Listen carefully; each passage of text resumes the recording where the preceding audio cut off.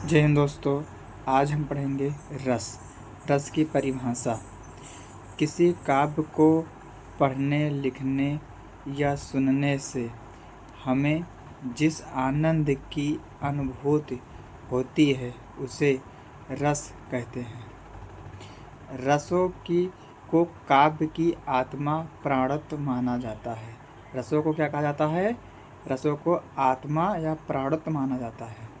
आचार्य विश्वनाथ के अनुसार वाक्यम रसात्मकं काव्यम, अर्थात हम कह सकते हैं रस युक्त वाक्य ही काव्य कहलाता है। अस्थायी भावों की संख्या 9 होती है। अस्थायी भावों की मान्यता 11 है। हिंदी में रसों की संख्या 9 होती है। यदि विकल्प में 9 व 11 दोनों हो तब 9 को ही चयन करें। संस्कृत में रसों की संख्या 11 होती है। प्राकृत में रसों की संख्या 10 होती है। नाटक में 8 ही रस माने जाते हैं क्योंकि वहाँ शांत रस को रस नहीं गिना जाता है, यानी शांत रस को रस नहीं माना जाता है। रस के 4 अंग होते हैं। नंबर 1 अस्थायी भाव, नंबर 2 विभाव, नंबर 3 अनुभाव, नंबर 4 संचारी भाव। भरत मुनि के अनुसार रस के 3 अवयव होते हैं। सूत्र विभावानुभाव, व्यभिचारी भाव, संयोगात रस निष्पाति, अर्थात विभाव, अनुभाव एवं व्यभिचारी का अर्थ संचारी भाव, यानी विभाव, अनुभाव और संचारी भाव के संयोग से रस बनता है। भरत मुनि के अनुसार रसों की संख्या 8 होती है। इन्होंने शांत रस को रस नहीं माना जाता है। इन्होंने कहा कि शांत रस नहीं माना है। भरत मुनि शांत रस को रस नहीं मानते हैं।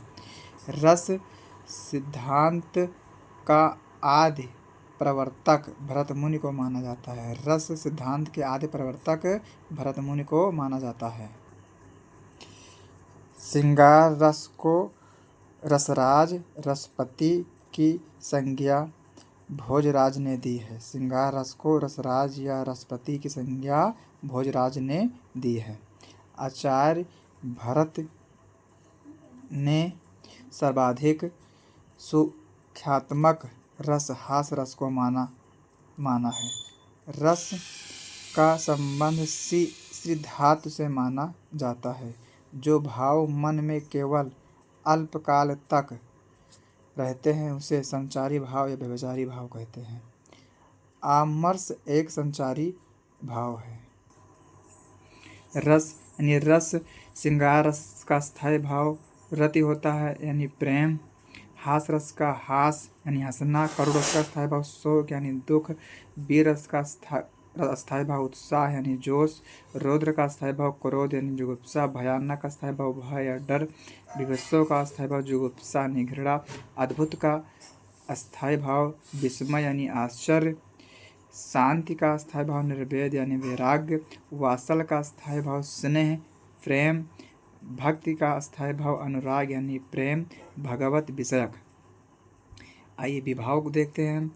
भाव को उत्पन्न करने वाला विभाव होता है। विभाव 2 प्रकार के, आलंबन एवं उद्दीपन। जिसके कारण भाव जागे उसे हम आलंबन कहते हैं।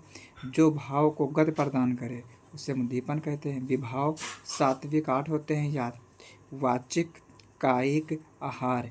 संचारी भाव की संख्या 33 मानी जाती है। शांत रस, वात्सल रस, भक्ति रस।